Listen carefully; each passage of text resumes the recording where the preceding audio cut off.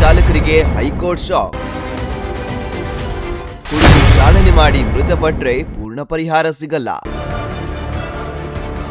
High court ಮಹತ್ವದ ತೀರ್ಪು ಪ್ರಕಟ.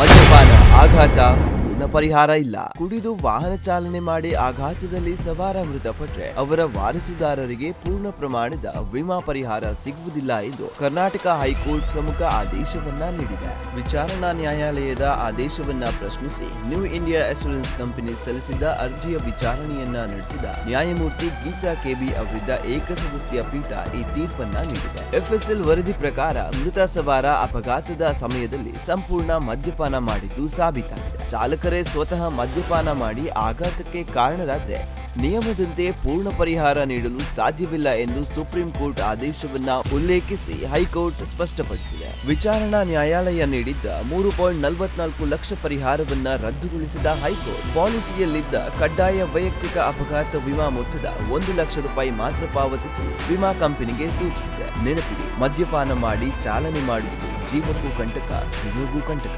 ಹನುಮೇಶ್, ASTV ಕನ್ನಡ, ಬೆಂಗಳೂರು. ಅಪರಾಧಕ್ಕೆ ಸವಾಲು ದಿನಪತ್ರಿಕೆ ಜೊತೆಗೆ ಡಿಜಿಟಲ್ ನಲ್ಲಿ ಹೊಸ ರೂಪ.